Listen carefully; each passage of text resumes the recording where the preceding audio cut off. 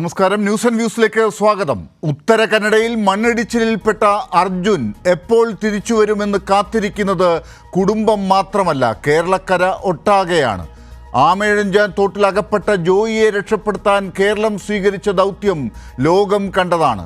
പക്ഷേ അർജുൻ്റെ കാര്യത്തിൽ ഇപ്പോഴും മെറ്റൽ ഡിറ്റക്ടറും JCB മാത്രമാണ് ദൗത്യത്തിൽ ഉപയോഗിക്കപ്പെടുന്നത് എന്നൊരു പരാതി കൂടിയുണ്ട്. അർജുൻ മണ്ണിനടിയിൽപ്പെട്ടിട്ട് 4 JCB എത്തിച്ച് മണ്ണ് കോരാൻ മുഖ്യമന്ത്രി, ഗതാഗത മന്ത്രി ഉൾപ്പെടെയുള്ള കേരളക്കരയുടെ സർക്കാർ ഇടപെടൽ നടത്തേണ്ടി വന്നു എന്നത് ആശങ്കപ്പെടുത്തുന്നതാണ്. ഇപ്പോൾ കാര്യങ്ങൾ കൂടുതൽ മുന്നോട്ട് പോയിട്ടുണ്ട് എന്ന് ഗതാഗത മന്ത്രി KB ഗണേഷ് കുമാർ പറയുന്നു. പ്രതീക്ഷയോടെ കേരളം കാത്തിരിക്കുമ്പോൾ അർജുൻ ദൗത്യവഴിയിൽ എവിടെ എന്നാണ് ന്യൂസ് ആൻഡ് വ്യൂസ് ചർച്ച ചെയ്യുന്നത്. ഇന്ന് ചർച്ചയിൽ ചേരുന്ന പ്രധാനപ്പെട്ട അതിഥികൾ: CPIM നേതാവ് SK സജീഷ്, കോൺഗ്രസ് വക്താവ് doctor GV Hari, fire and rescue മുൻ ഡയറക്ടർ EB പ്രസാദ് എന്നിവർ.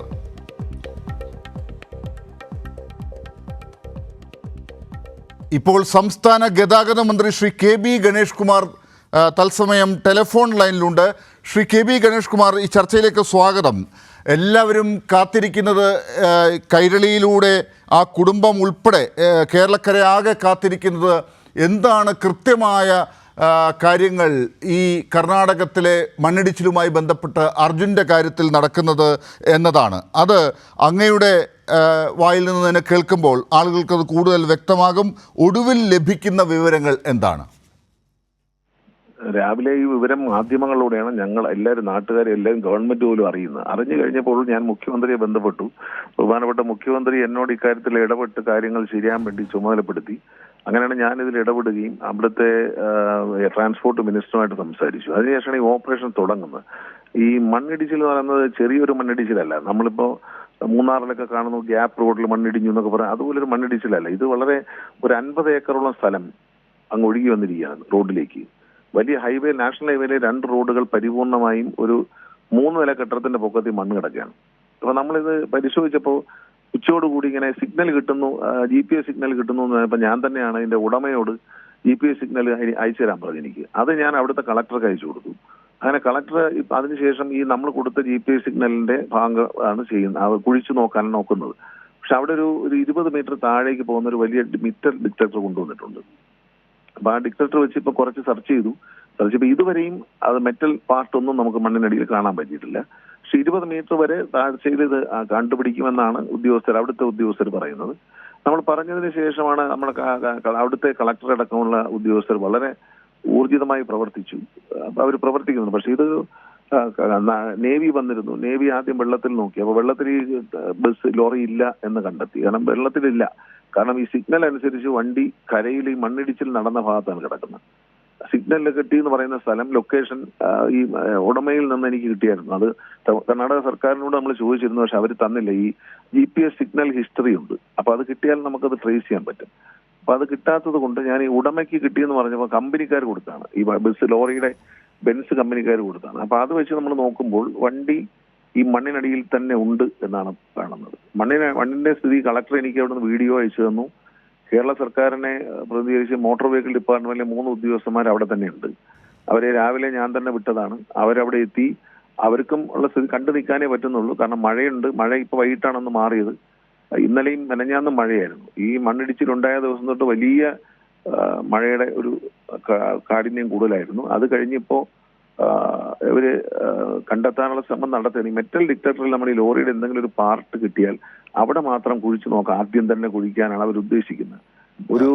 ശ്രീ ഗണേഷ് കുമാർ, ഇപ്പോൾ താങ്കൾ തന്നെ നേരത്തെ സൂചിപ്പിച്ചതുപോലെ GPS ഹിസ്റ്ററിയൊക്കെ വെച്ച് താങ്കൾക്ക് തന്നെ ഇത് കർണാടകത്തെ സഹായിക്കാനായിട്ടുണ്ട്. ഇപ്പോൾ ഈ ലോറി ആ മണ്ണിനടിയിൽ ഉണ്ട് എന്നതാണ് ഏതാണ്ട് സൂചന എന്നാണല്ലോ താങ്കളും വ്യക്തമാക്കുന്നത്. അപ്പോൾ അത് നേവിയും പറയുന്നത് ലോറി വെള്ളത്തിൽ പോയിട്ടില്ല എന്ന് നേവി പറയുമ്പോൾ നമ്മൾ മനസ്സിലാക്കി. GPS വെള്ളത്തിൽ പോയിരുന്നെങ്കിൽ GPS സിഗ്നൽ ഇത്രയും കിട്ടില്ല.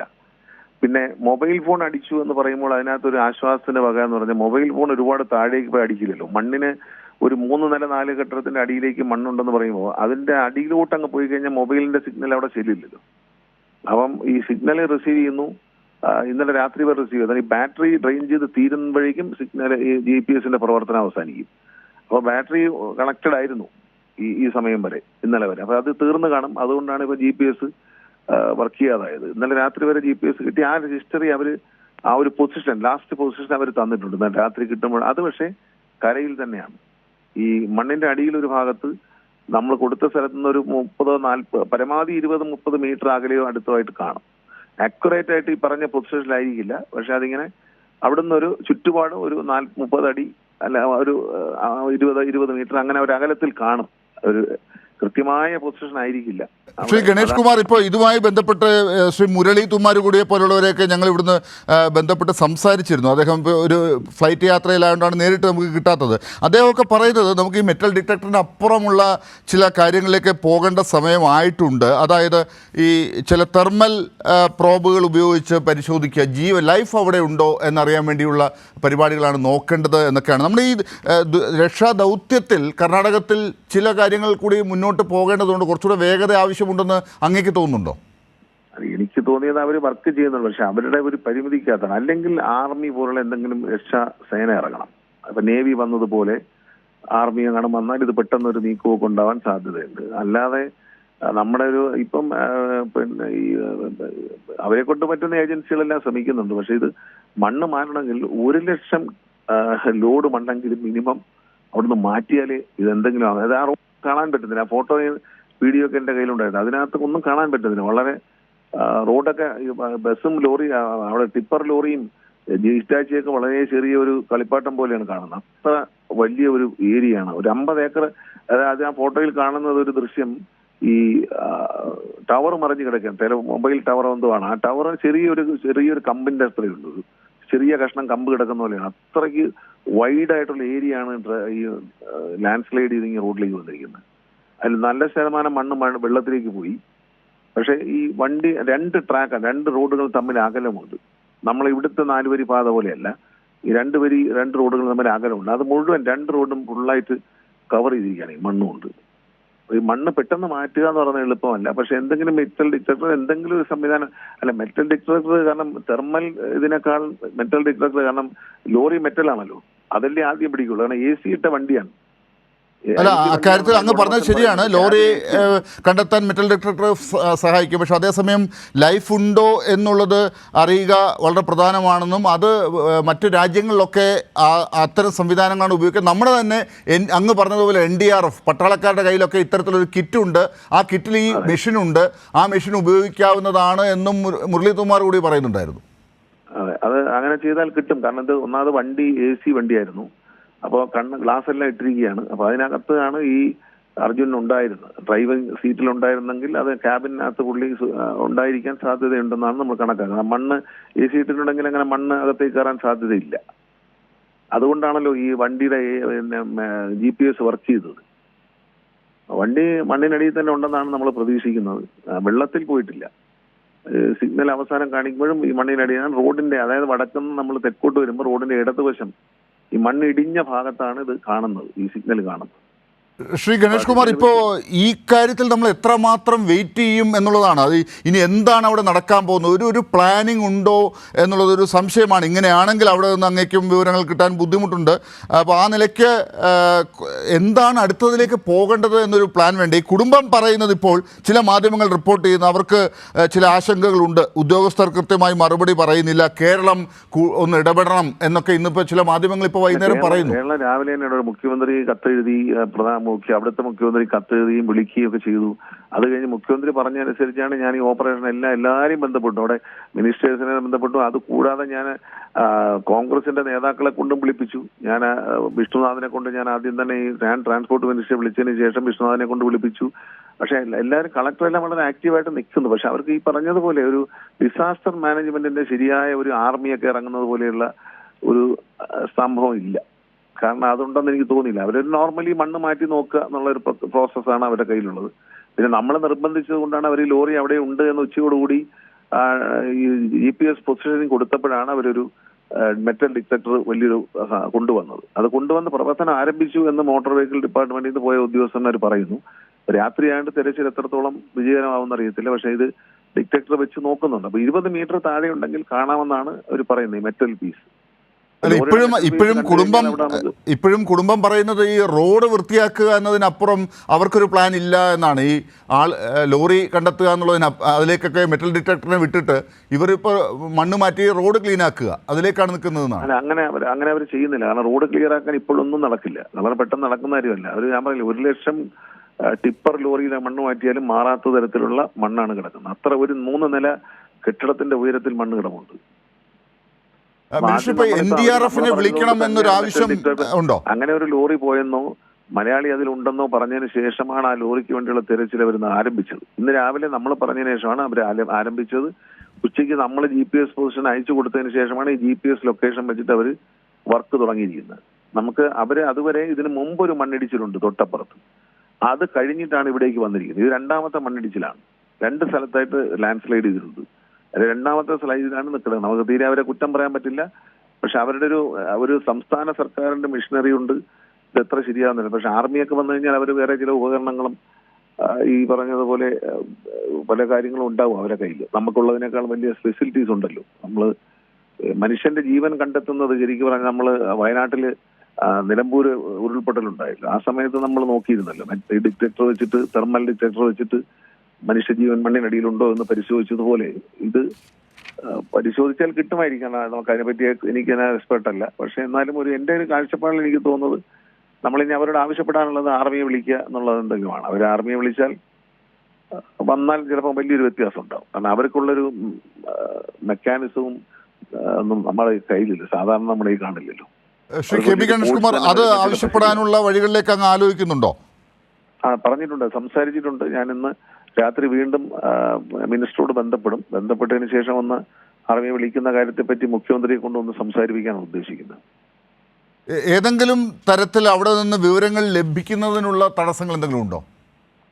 ഇല്ല, അവിടെ മൊബൈലിന്റെ പ്രശ്നമുണ്ട്. അവിടെ ഞാൻ അർജുന്റെ തന്നെ ഒരു റിലേറ്റീവിനെ ഞാൻ അവിടെ വിളിച്ചാൽ ഞങ്ങൾ സംസാരിച്ചുകൊണ്ട് മൊബൈൽ കട്ടായി പോയി. കാരണം അവിടെയുള്ള മൊബൈൽ ടവറുകളൊക്കെ മറിഞ്ഞു പോയിരിക്കുകയാണ്. അതുകൊണ്ട് ഈ മോട്ടോർ വെഹിക്കിൾ ഉദ്യോഗസ്ഥന്മാർ തന്നെ പോയിട്ട് അവർ വേറെ ദൂര സ്ഥലത്ത് വന്നിട്ടാണ് നമ്മളെ വിളിച്ച് വിവരം അറിയിക്കുന്നത്. ഇപ്പോൾ അങ്ങ് പറഞ്ഞതനുസരിച്ചാണെങ്കിൽ ഇപ്പോൾ അങ്ങൊക്കെ ഇടപെട്ടതിന് ശേഷം അവിടുത്തെ ജില്ലാ കളക്ടർ, അവിടുത്തെ പോലീസ് SP ഉൾപ്പെടെയുള്ള ആളുകൾ, ഉദ്യോഗസ്ഥരൊക്കെ ഇത്തരം നിർദ്ദേശങ്ങൾ പാലിക്കാൻ തയ്യാറാകുന്നുണ്ട്. അവർക്ക് നിർദ്ദേശങ്ങൾ കിട്ടാനാണ് ബുദ്ധിമുട്ട്. അങ്ങനെ ഒരു ടീമിനെ ലീഡ് ചെയ്തുള്ള ഒരു പരിചയം അവിടെ ദുരന്ത നിവാരണ കാര്യത്തിൽ പറയൂ. നമ്മൾ കൊടുത്ത നിർദ്ദേശം ഉടൻ തന്നെ അവർ പാലിച്ചു എന്നുള്ളത് വളരെ സന്തോഷമുള്ള കാര്യമാണ്. ഉദ്യോഗസ്ഥർ ഈ ഇന്ന സ്ഥലത്തുണ്ട് നമ്മളൊരു ലൊക്കേഷൻ ഇട്ട് കൊടുത്തപ്പോൾ തന്നെ കളക്ടർ അതിൽ ഇടപെടുകയും ആ ഭാഗത്തേക്ക് അവർ രക്ഷാപ്രവർത്തനം മാറ്റുകയും ചെയ്തിട്ടുണ്ട്. അതൊക്കെ അവർ ചെയ്തു.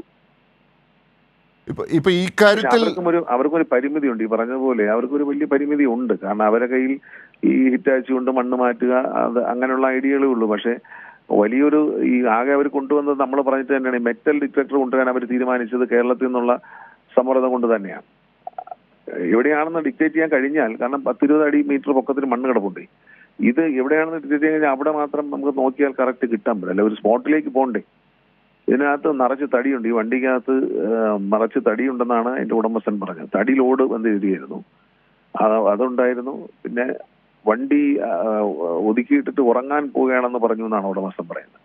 അർജുൻ അവസാനമായി വിളിക്കുമ്പോൾ അങ്ങനെ വണ്ടി ഒതുക്കിയിട്ട് ഉറങ്ങുകയായിരുന്നോ അതോ റണ്ണിങ്ങിലായിരുന്നോ എന്ന് അറിയാൻ പറ്റുന്നില്ല. അപ്പോൾ അതിനെക്കുറിച്ചുള്ള കാര്യങ്ങൾ അങ്ങ് വണ്ടിയുടെ കാര്യമൊക്കെ പരിശോധിച്ചിരുന്നല്ലോ. വണ്ടി ഇന്നലെ പോലും അത് എൻജിൻ ഓൺ ആയിരുന്നു എന്നൊരു വാർത്ത കേട്ടിരുന്നു. അതൊക്കെ വിശ്വസിക്കാവുന്നതാണോ? എൻജിൻ ഓണായി കിടക്കില്ല ഒരിക്കലും. കാരണം സൈലൻസറിൽ മണ്ണ് കയറുന്നതോടെ എൻജിൻ ഓഫ് ആവും. സൈലൻസർ ബ്ലോക്ക് ആയി കഴിഞ്ഞാൽ അപ്പം തന്നെ എൻജിൻ ഓഫ് ആവും. കുറച്ച് സമയം കാണും.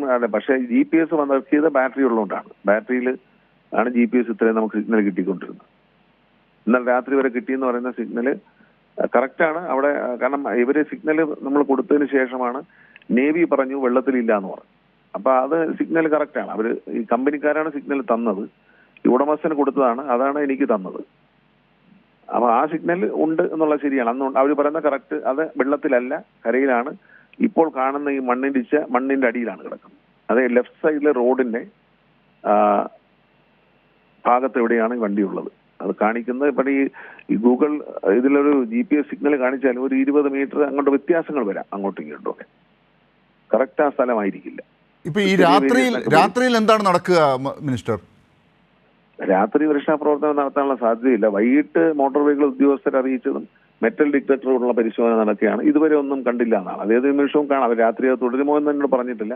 പക്ഷെ മണ്ണ് മാറ്റലും കാര്യങ്ങളും രാത്രി ഉണ്ടാവില്ല. അപ്പോൾ ഒരു ജീവൻ അതിനകത്ത് ഇങ്ങനെ മണ്ണിൽ എവിടെയോ ഉണ്ട് എന്നുള്ളത് നമുക്ക് ഉറപ്പായിട്ട് ഒന്നും ചെയ്യാൻ പറ്റാത്തൊരു സാഹചര്യത്തിൽ നിൽക്കുക എന്ന് പറയുമ്പോൾ ഈ മെറ്റൽ സിഗ്നൽ കിട്ടിക്കഴിഞ്ഞാൽ അവിടെ കുഴിക്കാമെന്നാണ് അവർ പറയുന്നത്. അതിനുവേണ്ടി ഇപ്പൊ അവർ സെർച്ച് ചെയ്യുന്നത്. നമുക്ക് നാളെ രാവിലെ കൂടുതൽ അവിടെ ഇടപെടാനുള്ള വഴികളുണ്ടോ? രാത്രി വീണ്ടും മിനിസ്റ്ററോട് സംസാരിക്കും. ഞാൻ അദ്ദേഹത്തോട് സംസാരിച്ചിട്ട് കാര്യങ്ങൾ അറിയാൻ പറ്റുള്ളൂ. നമുക്കിപ്പോ ഇത് രാഷ്ട്രം തരുന്ന ഇൻഫർമേഷൻ ആണ് നമ്മുടെ കയ്യിലുള്ളത്. നമ്മൾ 3 പേരെ അയച്ചവർ തരുന്ന ഇൻഫർമേഷൻ ഉണ്ട്. അതേപോലെ കണ്ടിട്ട് ദൂരെ പോയി നമ്മൾ വിളിച്ചറിയിക്കും. എന്തായാലും മിനിസ്റ്റർ, രാത്രിയിൽ അങ്ങേക്കും ഇന്നിപ്പോൾ ഉറക്കമില്ലാത്ത ഒരു രാത്രിയാകുന്നു. നമ്മളും അതിൻ്റെ പുറകെ തന്നെ ഉണ്ട്. അങ്ങേ വീണ്ടും ബന്ധപ്പെടാം. നമുക്ക് ഈ കാര്യങ്ങൾ ജനങ്ങളെ അറിയിച്ചുകൊണ്ടിരിക്കാം. വളരെ നന്ദി ഞങ്ങളോടൊപ്പം ഈ സമയത്ത് ചേർന്നതിന് മിനിസ്റ്റർ ശ്രീ KB ഗണേഷ് കുമാർ. ഞാൻ ചർച്ചയിലേക്ക് ഒന്ന് വരുന്നതിന് മുമ്പ് നമ്മുടെ റിപ്പോർട്ടർ ശ്രീ സിജു കണ്ണൻ ഇപ്പോൾ ഈ കർണാടകത്തിൽ ഈ സംഭവ സ്ഥലത്താണുള്ളത്.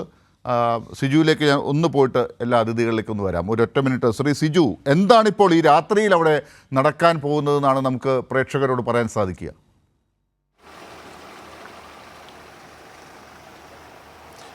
ലാല്, രാത്രിയിൽ നിലവിൽ രക്ഷാപ്രവർത്തനം അവസാനിപ്പിച്ചിട്ടില്ല. തെരച്ചിൽ തുടരുകയാണ്. ഞാനിപ്പോൾ നിൽക്കുന്നത് മണ്ണിടിഞ്ഞു വീണ ഷിരൂരിലെ ദേശീയപാതയ്ക്ക് തൊട്ടടുത്താണ്. നമുക്ക് ഈ ദൃശ്യങ്ങളിൽ കാണാം. മണ്ണ് നീക്കം ചെയ്യാനുള്ള ശ്രമം ഒരു ഭാഗത്ത് നടക്കുന്നു. ഇവിടെ നിന്ന് അല്പം മാറിയാണ് ഇപ്പോൾ തിരച്ചിൽ നടക്കുന്നത്. അർജുനായുള്ള തിരച്ചിൽ നടക്കുന്നത്. 1/2 കിലോമീറ്ററിലധികം ദൂരത്തിൽ ഒരു മലയൊന്നാകെ റോഡിലേക്ക് ഇടിഞ്ഞുകുത്തി വീഴുന്ന രീതിയിലുള്ള ഒരു അപകടമാണ് ഇവിടെ നടന്നത്. കല്ലും പാറക്കെട്ടുകളും എല്ലാം തന്നെ റോഡിലുണ്ട്. അത് നീക്കുന്നതുമായി ബന്ധപ്പെട്ട പ്രവർത്തനങ്ങളാണ് ഇപ്പോൾ നടക്കുന്നത്. നമുക്ക് ഈ അർജുന്റെ തിരച്ചിൽ നടക്കുന്ന സ്ഥലത്തേക്ക് പോകണമെങ്കിൽ ഇവിടെ നിന്ന് 500 മീറ്റർ മാത്രമാണ് ദൂരമുള്ളത്. പക്ഷേ നമുക്ക് അങ്ങോട്ട് പോകണമെങ്കിൽ ഈ കുന്ന് ചുറ്റിക്കൊണ്ട് 30 കിലോമീറ്റർ അപ്പുറത്തേക്ക് കടന്നു വേണം പോകാൻ. ഇതുവഴിയുള്ള ഗതാഗതം പൂർണ്ണമായും നിലച്ചിരിക്കുകയാണ്. ചൊവ്വാഴ്ച രാവിലെ 8:30 വലിയ അപകടത്തിന്റെ ആഘാതത്തിന്റെ ഒരു ദൃശ്യങ്ങളാണ് നമ്മൾ ഈ കാണുന്നത്. വലിയ തോതിൽ മണ്ണ് വലിയ ഉയരത്തിൽ, നേരത്തെ മന്ത്രി സൂചിപ്പിച്ചതുപോലെ തന്നെ വലിയ തോതിൽ മണ്ണ് റോഡിലേക്ക് ആകെ തന്നെ കുത്തിയൊലിച്ചെത്തി നിൽക്കുകയാണ്. എന്തായാലും തിരച്ചിൽ ഇപ്പോഴും രാത്രി തുടരുകയാണ്. താൽക്കാലികമായി ഇപ്പോൾ നിർത്തി എന്ന് പറയാവുന്ന ഒരു സാഹചര്യത്തിലേക്ക് എത്തിയിട്ടില്ല. രാത്രി 9 മണി വരെ തിരച്ചിൽ തുടരുമെന്നാണ് അറിയിച്ചിരിക്കുന്നത്. മെറ്റൽ ഡിറ്റക്ടർ ഉപയോഗിച്ച് GPS സിഗ്നൽ സംവിധാനമുള്ള സ്ഥലത്ത് കുഴിച്ച് നോക്കാനുള്ള ഒരു ശ്രമമാണ് നടക്കുന്നത്. ഏതായാലും നിലവിൽ ഇതുവരെ ആ ഒരു സിഗ്നൽ ലഭിച്ചിട്ടില്ല എന്നാണ് മനസ്സിലാക്കുന്നത്. സിഗ്നൽ ലഭിച്ചാൽ ഉടൻ തന്നെ ആ സ്ഥലത്ത് കുഴിയെടുത്തുകൊണ്ട് പരിശോധന നടത്തും. ഇതിന്റെ GPS സിഗ്നൽ ലഭിച്ച ആ പോയിന്റിൽ നിന്ന് 2 വശത്തു നിന്നും മണ്ണുമാന്തി യന്ത്രം ഉപയോഗിച്ചുകൊണ്ട് മണ്ണ് നീക്കം ചെയ്തുകൊണ്ടിരിക്കുന്നുണ്ട്. ആ സ്ഥലത്തേക്ക് എക്സാക്ട് GPS പോയിന്റിന്റെ ലൊക്കേഷനിലേക്ക് എത്തുന്നതിന് വേണ്ടിയുള്ള ശ്രമം നടത്തുന്നുണ്ട്. എന്തായാലും മന്ത്രി സൂചിപ്പിച്ചതുപോലെ തന്നെ GPS ലൊക്കേഷൻ എക്സാക്ട് കൃത്യമായി ആ സ്ഥലം തന്നെ ആയിരിക്കണമെന്നില്ല. 20 മീറ്റർ അല്ലെങ്കിൽ 30 മീറ്റർ ആക്യുറസിയുടെ ഒരു വ്യത്യാസം വരും. അതുകൊണ്ട് തന്നെ ആ ഭാഗത്ത് എവിടെയെങ്കിലും ഉണ്ടാകാനുള്ള ഒരു സാധ്യത ഉണ്ട്. ഏതായാലും ഗംഗാവാലി പുഴ ഒരു വശത്ത്, മറുവശത്ത് ഈ വലിയ കുന്ന്. ഈ കുന്ന് ഇടിഞ്ഞ ഗംഗാവാലി പുഴയിലേക്ക്, റോഡിലൂടെ ഗംഗാവാലി പുഴയിലേക്ക് കുത്തിയൊലിക്കുന്ന ഒരു സാഹചര്യമായിരുന്നു. ഏതായാലും ഇപ്പോഴും തിരച്ചിൽ തുടരുന്നു എന്ന ആശ്വാസകരമായ ഒരു വാർത്തയാണ്. എപ്പോൾ ഇത് അവസാനിപ്പിക്കുമെന്ന് പറയാൻ കഴിയില്ല. ചൊവ്വാഴ്ചയുണ്ടായ ഒരു അപകടത്തിന്റെ ഒരു കൃത്യമായ ഒരു വിവരം കേരളത്തിലേക്ക് സർക്കാരിന് അറിയുന്നതിന് 73 മണിക്കൂറുകൾ എടുത്തുള്ളൂ എന്നുള്ള ഒരു ദുഃഖകരമായ സത്യം ഈ അപകടം നടന്ന സ്ഥലത്ത് നിന്നുകൊണ്ട് നമ്മൾക്ക് അത് വിസ്മരിക്കാൻ കഴിയില്ല. അത് ഓർക്കാതെ മുന്നോട്ട് പോകാൻ കഴിയില്ല. കേരള സർക്കാരിന്റെ ഇടപെടലിന് ശേഷമാണ് ഈ കാണുന്ന നിലയിൽ മണ്ണ് നീക്കൽ ഉൾപ്പെടെയുള്ള പ്രവർത്തനങ്ങൾ നടന്നത്. കഴിഞ്ഞ ദിവസങ്ങളിലൊന്നും കൃത്യമായ ഒരു ഇടപെടലും നടന്നില്ല. ഏതായാലും അർജുന് വേണ്ടി പ്രതീക്ഷയോടെ കാത്തിരിക്കാം. തിരച്ചിൽ ഇപ്പോഴും നടന്നുകൊണ്ടിരിക്കുന്നു. മറ്റു വിവരങ്ങൾ അടുത്ത ബുള്ളറ്റിനിൽ നമുക്ക് കൃത്യമായ വിവരങ്ങൾ പ്രേക്ഷകരിലേക്ക് എത്തിക്കാൻ കഴിയും. അല്ല, ഞാൻ വരാം സിജു കണ്ണൻ. ഇപ്പോൾ അതിഥികളിലേക്കൊന്ന് പോകുന്നു. ഡോക്ടർ GV ഹരി, ഞാൻ താങ്കളിലേക്കാണ് ആദ്യം വരുന്നത്. താങ്കൾക്ക് കൂടുതൽ ബന്ധപ്പെടാൻ സാധിക്കുന്ന ഒരു സംസ്ഥാനമാണ് കർണാടകം. താങ്കളുടെ നേതാക്കൾ അവിടെയുണ്ട്. പക്ഷേ ഇപ്പോൾ നമ്മുടെ മന്ത്രി പറഞ്ഞത് കേട്ടല്ലോ, ഇപ്പോൾ അല്പസമയത്തിനകം കാർവാർ SP നാരായണൻ നമ്മളോട് സംസാരിക്കുന്നതാണ്. എനിക്ക് അദ്ദേഹത്തിൻ്റെ മെസ്സേജ് ഇപ്പോൾ വന്നിരിക്കുന്നു. അതിൽ നിന്ന് മനസ്സിലാവുന്നത് അവിടെ ചില പരിമിതികളുണ്ട്. നമ്മളൊക്കെ ദുരന്ത നിവാരണ ഘട്ടത്തിൽ ഇടപെടുന്നത് പോലെയുള്ള ഒരു സംവിധാനത്തെ നയിക്കാനുള്ള ഒരു പരിചയക്കുറവ് ബാംഗ്ലൂരിൽ ഉള്ളതുപോലെയാണ് ഇപ്പോൾ അനുഭവപ്പെടുന്നത്. നമ്മുടെ അർജുനെ എങ്ങനെ രക്ഷപ്പെടുത്തിയെടുക്കാൻ സാധിക്കുമെന്നാണ് ഇപ്പോഴത്തെ പ്ലാൻ? ലാൽ, ഇതിനകത്ത് നമ്മളെല്ലാവരും കൂട്ടായി രാഷ്ട്രീയം മറന്ന് അല്ലെങ്കിൽ രാഷ്ട്രീയത്തിന് അതീതമായി നമുക്കൊപ്പം നമ്മുടെ ഒരു സഹോദരൻ ഒരു അപകടത്തിൽ, വലിയ ഒരു അപകടത്തിൽ പെട്ടിരിക്കുന്നു. അത് മറിഞ്ഞ സമയം മുതൽ തന്നെ എല്ലാ രാഷ്ട്രീയ കക്ഷികളുടെയും നേതാക്കന്മാർ അദ്ദേഹത്തെ തിരിച്ച് ജീവിതത്തിലേക്ക് കൊണ്ടുവരാനുള്ള വലിയ ശ്രമങ്ങൾ നടത്തിക്കൊണ്ടിരിക്കുകയാണ്. നമുക്കറിയാവുന്ന പോലെ നേരത്തെ സൂചിപ്പിച്ചതുപോലെ തന്നെ നമ്മുടെ ഒരുപാട് നേതാക്കന്മാർ, ശ്രീ KC വേണുഗോപാൽ ഇന്ന് മുഖ്യമന്ത്രിയുമായി വളരെയധികം കാര്യമായി തന്നെ സംസാരിച്ചിട്ടുണ്ട്. അതോടൊപ്പം തന്നെ കോഴിക്കോട് MP ശ്രീ MK രാഘവൻ രാവിലെ തന്നെ നമ്മുടെ ഗതാഗത വകുപ്പ് മന്ത്രിയും അവിടുത്തെ അവിടുത്തെ ജില്ലാ കളക്ടറായിട്ടും അതോടൊപ്പം നേരത്തെ പറഞ്ഞ ശ്രീ നാരായണൻ അടക്കമുള്ള പോലീസ് സൂപ്രണ്ടും ഒക്കെ ആയിട്ട് സംസാരിച്ചിട്ടുണ്ട്. അപ്പോൾ അവർക്ക് ചെയ്യാൻ കഴിയുന്നതിൻ്റെ എല്ലാ കാര്യങ്ങളും ചെയ്യുന്നു എന്നുള്ള റിപ്പോർട്ടാണ് നമുക്കടക്കമുള്ള ആളുകൾക്ക് ലഭിക്കുന്നത്. ഇപ്പോൾ മിനിസ്റ്റർ പറഞ്ഞതുപോലെ നമുക്കുള്ള പരിമിതി എന്താണെന്ന് ചോദിച്ചു കഴിഞ്ഞാൽ നമുക്കൊക്കെ സങ്കല്പിക്കാൻ കഴിയുന്നതിനേക്കാൾ വലിയ ഒരു ദുരന്തമാണ് അവിടെ ഉണ്ടായിട്ടുള്ളത്. പക്ഷേ അവിടെ വലിയ ഒരു മാസീവായിട്ടുള്ള അല്ലെങ്കിൽ ജനങ്ങൾക്ക് ഒരു ബുദ്ധിമുട്ടുണ്ടാവാത്തല്ല കാരണം എന്ന് വെച്ച് കഴിഞ്ഞാൽ നമുക്ക് അങ്ങനെ ഒരു ആൾ സഞ്ചാരമുള്ളൊരു സ്ഥലമല്ല. അതൊരു ഹൈവേ ആണ്, ഒരു വലിയ ഹൈവേ ആണ്.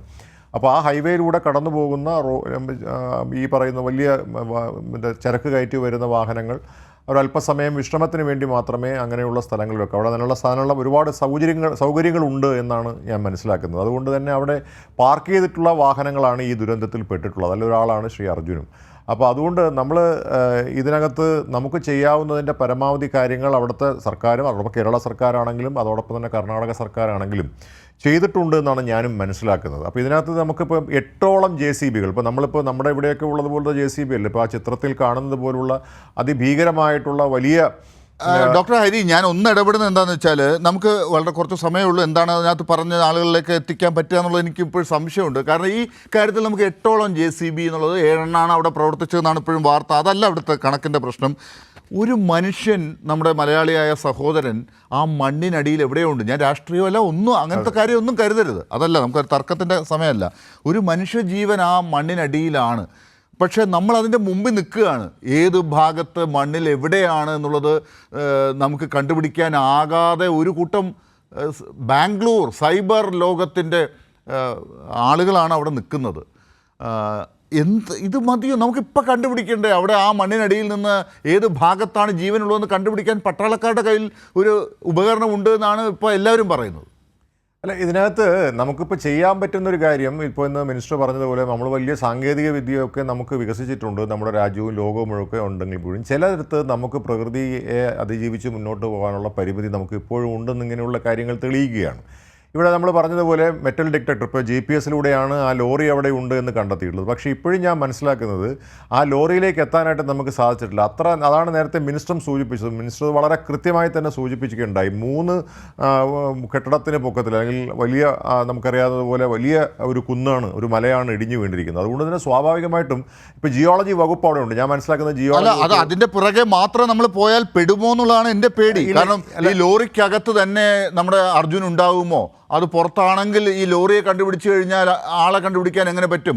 ഇനി വീണ്ടും ആ ലൈഫിനെ കണ്ടുപിടിക്കാനുള്ള, അല്ലെങ്കിൽ ലൈഫിന് എന്തെങ്കിലും കുറവ് സംഭവിക്കുന്ന ഒരു ബോധരഹിതനായി നിൽക്കുന്ന ഒരു സാഹചര്യമാണെങ്കിൽ അങ്ങനെയുള്ള ഒരു ശരീരത്തെ കണ്ടുപിടിക്കാനുള്ള ഉപകരണം ഉപയോഗിക്കേണ്ടേ എന്നൊക്കെയുള്ള ചോദ്യങ്ങളുണ്ട്. ഇത് കഴിഞ്ഞിട്ടാണോ അതിലേക്ക് ഇറങ്ങുക എന്നൊക്കെ പറയുന്നത് എത്രമാത്രം വളരെ ദൗർഭാഗ്യകരമാണത്.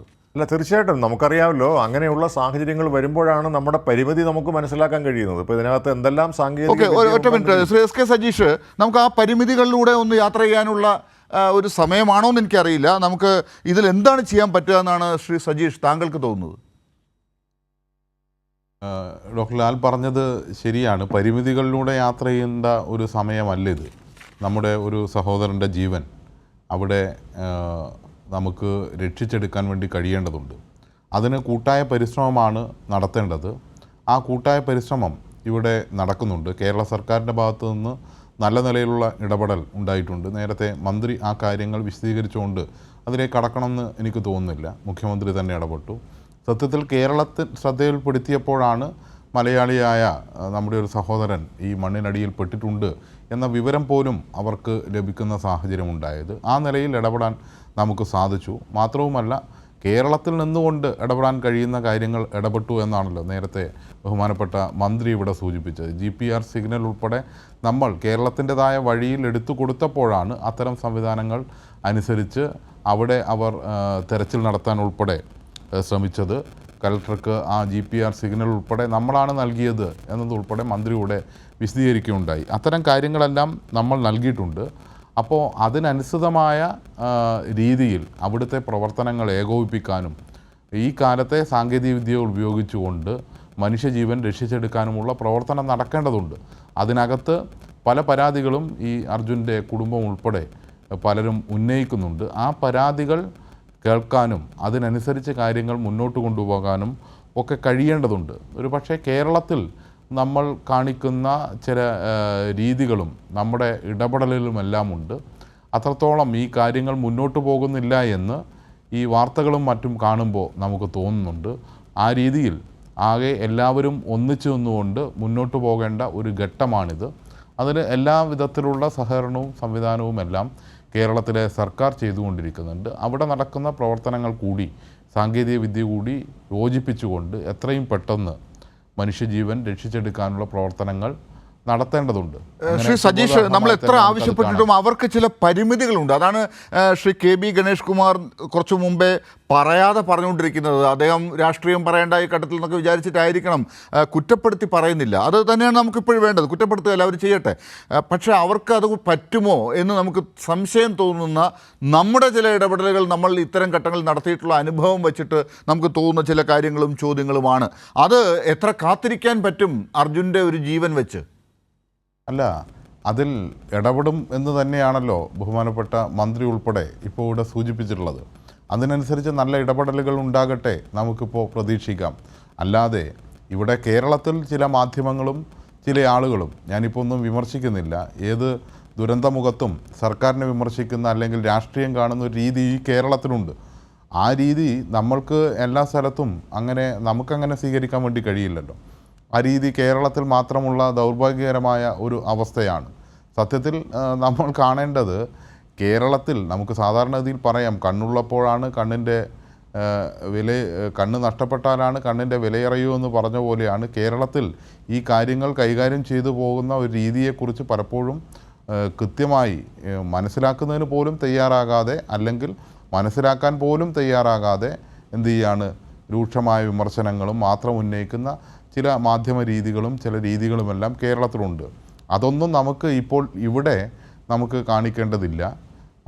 പകരം നമുക്ക് ഈ ജീവൻ രക്ഷിച്ചെടുക്കാൻ കഴിയുന്ന രീതിയിലുള്ള ശക്തമായ ഇടപെടലുണ്ടാകണം. ആ ഇടപെടൽ നടക്കുന്നതിന് കേരളത്തിലെ സർക്കാരിൻ്റെ ഭാഗത്തു നിന്ന് എല്ലാ രീതിയിലുള്ള ഇടപെടലുകളും കർണാടക സർക്കാരിൻ്റെ മുകളിൽ അവരോടൊപ്പം ചേർന്നുകൊണ്ട് നടത്തിക്കൊണ്ടിരിക്കുന്നുണ്ട് എന്ന് ബഹുമാനപ്പെട്ട മന്ത്രി ഇവിടെ സൂചിപ്പിച്ചു. മുഖ്യമന്ത്രി ആ കാര്യത്തിൽ ഇടപെട്ടിട്ടുണ്ട്, മറ്റ് മന്ത്രിമാർ ഇടപെട്ടിട്ടുണ്ട്. കലക്ടർ അതിന് ചുമതല ഏകോപിപ്പിക്കാൻ വേണ്ടി കോഴിക്കോട് ജില്ലാ കലക്ടർക്ക് ചുമതല നൽകിയിട്ടുണ്ട്. ഇതിൻ്റെ എല്ലാം അടിസ്ഥാനത്തിൽ നമ്മുടെ ആശങ്ക കൂടി പരിഹരിക്കുന്ന രീതിയിൽ അവിടെ അവരെ കൊണ്ട് പ്രവർത്തിപ്പിക്കാൻ കഴിയും എന്ന് പ്രതീക്ഷിക്കുകയാണ് ഇപ്പോൾ നമുക്ക്. ശരി, നമുക്ക് അതിൽ കുറച്ച് ഗൗരവമായ ചില വിഷയങ്ങൾ കൂടിയുണ്ട്. ആ കുടുംബത്തിൻ്റെ ചില പരാതികൾ കൂടി ഉണ്ട്, ഞാൻ അതിലേക്ക് വരാം. അതിനു മുമ്പ് നമുക്ക് മറ്റൊരു അതിഥിയിലേക്ക് കൂടി ഒന്ന് പോയിട്ട് വരാം. ശ്രീ EB പ്രസാദ് ആണ്. അദ്ദേഹം കേരള ഫയർ ആൻഡ് റെസ്ക്യൂ സർവീസസിൻ്റെ മുൻ ഡയറക്ടർ ടെക്നിക്കൽ ആണ് അദ്ദേഹം. ശ്രീ പ്രസാദ്, ഈ കാര്യത്തിൽ ഇപ്പോൾ കർണാടകത്തിൽ ഒരു മണ്ണിടിച്ചിലെന്ന് മാത്രം നമുക്ക് ചെറിയ രീതിയിൽ പറയാൻ പറ്റാത്ത ഒരു ദുരന്തം സംഭവിച്ചിരിക്കുന്നു. അതിനെ കൈകാര്യം ചെയ്യുന്ന രീതി താങ്കൾ എങ്ങനെ ആണ് അതിനെ കാണുന്നത്? നമ്മൾ എന്താണ് അവിടെ ചെയ്യേണ്ടതെന്നാണ് താങ്കൾക്ക് തോന്നുന്നത്?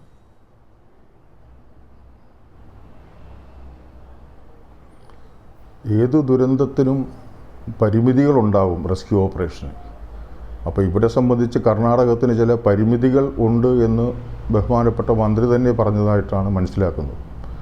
അപ്പോൾ ആ പരിമിതികൾ അതിജീവിക്കുക, അത് ഡിസാസ്റ്റർ മാനേജ്മെൻറ്റ് സിസ്റ്റം, അവരുടെ ഡിസാസ്റ്റർ മാനേജ്മെൻറ്റ് സിസ്റ്റം ഉണർന്ന് പ്രവർത്തിച്ച് കൂടുതൽ ഏജൻസിയെ ഇതിലേക്ക് ഇൻവോൾവ് ആക്കണം. സാധാരണഗതിയിൽ ഫസ്റ്റ് റെസ്പോണ്ടേഴ്സ് ഫയർ സർവീസ് പോകും, പിന്നെ അതുകൂടാതെ സ്റ്റേറ്റ് ഡിസാസ്റ്റർ റെസ്ക്യൂ ഫോഴ്സ് ഉണ്ടാവും, NDRF ഉണ്ടാവും. പിന്നെ നമുക്ക് പറ്റിയില്ലെങ്കിൽ നമ്മൾ നേരെ മിലിറ്ററിയിലേക്ക് പോകും.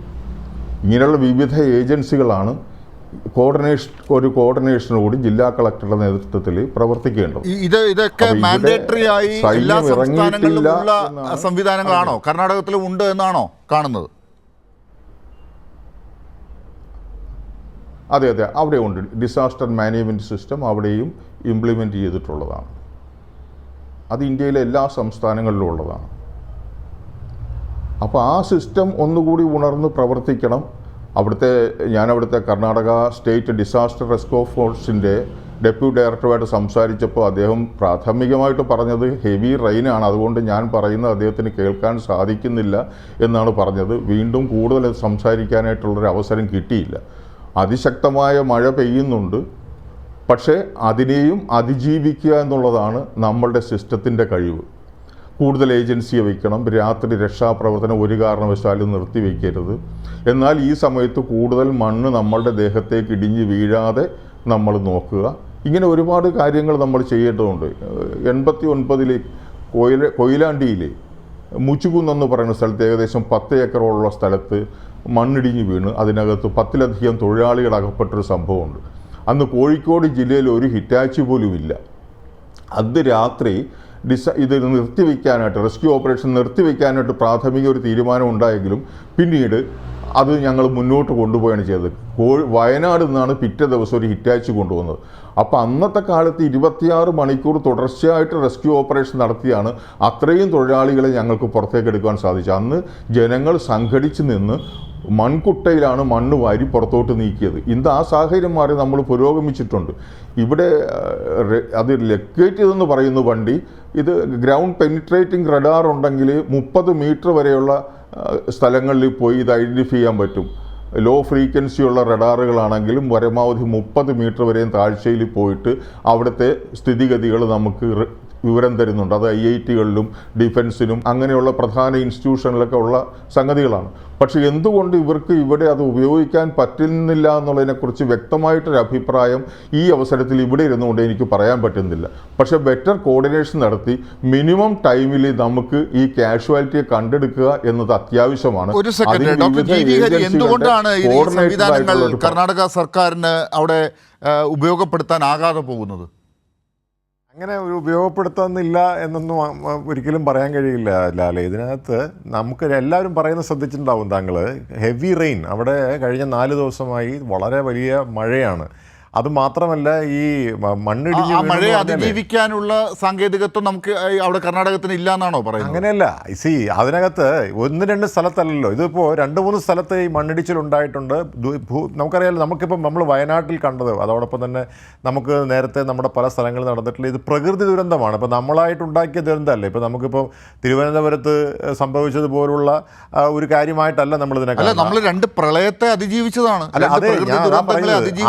ആ കാര്യങ്ങളിൽ ആ പ്രളയവുമായി ബന്ധപ്പെട്ടിട്ടൊക്കെ നമ്മൾ പരിശോധിക്കുമ്പോൾ അതിനകത്ത് ഒരുപാട് വേറെ കാര്യങ്ങൾ, അതവിടെ നിൽക്കട്ടെ, ഈ കാര്യത്തിലേക്ക് ഞാൻ വരാം. ഇതിനകത്ത് 2 കാര്യങ്ങളാണ്. ഒന്ന്, അവിടെ കൃത്യമായി ഗവൺമെൻറ് അവരെ കൊണ്ട് ചെയ്യുന്ന ഒരു പ്രോട്ടോക്കോളുണ്ട്. ഇങ്ങനൊരു കാര്യം സംഭവിക്കുമ്പോൾ, ഒരു പ്രകൃതി ദുരന്തം ഉണ്ടാകുമ്പോൾ അതിനൊരു പ്രോട്ടോക്കോളുണ്ട്. അതിന് എടുത്തു ചാടി അവർക്ക് ഓടിച്ചെന്ന് ചെയ്യാനും കഴിയില്ല. അതാണ് നേരത്തെ ഇവിടെ ശ്രീ പ്രസാദ് ഇവിടെ സൂചിപ്പിച്ചത് വളരെ കൃത്യമാണ്. അദ്ദേഹം പറഞ്ഞത് ആദ്യം അവിടെ ആരാണ് ചെല്ലേണ്ടത്, അവിടെ കഴിഞ്ഞിട്ട് എങ്ങനെയാണ് ആ കാര്യങ്ങൾ ഏകോപിപ്പിക്കേണ്ടത്. എന്തുകൊണ്ടാണ് സൈന്യം വരാത്തതെന്ന് ചോദിച്ചാൽ, സൈന്യം വരേണ്ടത് ഒരു ഘട്ടമുണ്ട്. നമുക്കറിയാമല്ലോ, ഇപ്പോൾ ഇവിടെ നമ്മുടെ കേരളത്തിൽ തന്നെ ദുരന്തം നടന്ന സമയത്ത് ഏത് ഘട്ടത്തിലാണ് ഇവിടെ സൈന്യം വന്നത്, ഹെലികോപ്റ്ററിൽ ആളുകളെ രക്ഷപ്പെടുത്തിയതൊക്കെ നമ്മളെല്ലാവരും കണ്ടിട്ടുള്ളതാണ്. നമുക്ക് അതിൻ്റെ ആ പ്രോട്ടോകോൾസ് അറിയാം.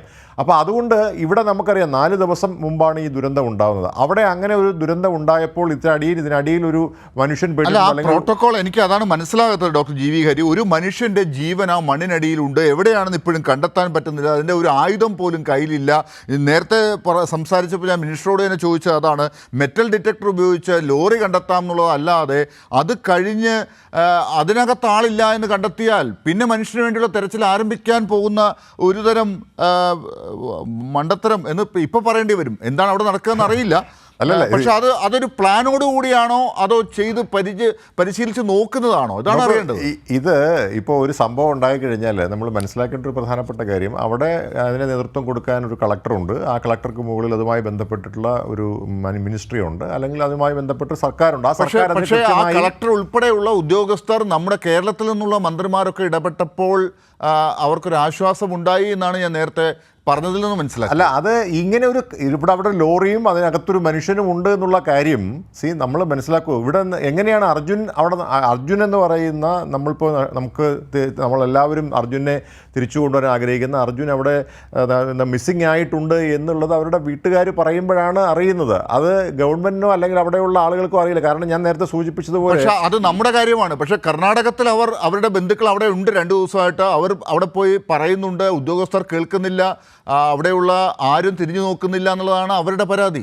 അവിടെ രക്ഷാപ്രവർത്തനം വളരെ കൃത്യമായി നടക്കുന്നുണ്ട്. ഇപ്പോൾ ഇന്ന് രാവിലെ തന്നെ ശ്രീ അർജുൻ്റെ ബ്രദറിനെല്ലാം അവിടെ ഉണ്ട്. അദ്ദേഹം പറഞ്ഞിട്ടുള്ളത് അവർക്ക് ചെയ്യാൻ പറ്റുന്നതിൻ്റെ എല്ലാ കാര്യങ്ങളും ചെയ്തിട്ടുണ്ടെന്നാണ് ഞാൻ കേട്ടത്. അദ്ദേഹം ഒറ്റ മിനിറ്റ് ഇപ്പോൾ റമീസ് നമ്മുടെ പ്രതിനിധി അർജുൻ്റെ വീട്ടിലാണുള്ളത്. അർജുൻ, അവിടെ എന്താണ് ആ വീട്ടുകാർക്ക് ഇപ്പോൾ പറയാനുള്ളത്? ഡോക്ടർ ഹരിയൊക്കെ പറയുന്നത് പോലെ അവർക്ക് രക്ഷാപ്രവർത്തനത്തെക്കുറിച്ച് വലിയ പരാതികളില്ല എന്നാണോ നമുക്ക് മനസ്സിലാക്കേണ്ടത്? എന്താണ് ഇപ്പോൾ അവിടുത്തെ ഒരു സ്ഥിതി? നമുക്ക് അവരെ ബുദ്ധിമുട്ടിക്കാതെ അതൊന്ന് ആളുകളെ കാണിച്ചു കൊടുക്കാൻ പറ്റുമോ?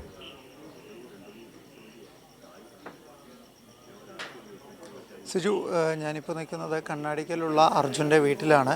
നേരത്തെ പറഞ്ഞതുപോലെ തന്നെ ഇവിടെ ആകെയും തന്നെ ഒരു പ്രതീക്ഷയുടെ ഒരു കോള് പ്രതീക്ഷിച്ചുകൊണ്ടിരിക്കുന്ന പ്രതീക്ഷിച്ചിരിക്കുന്ന ഒരു സമയമാണ്.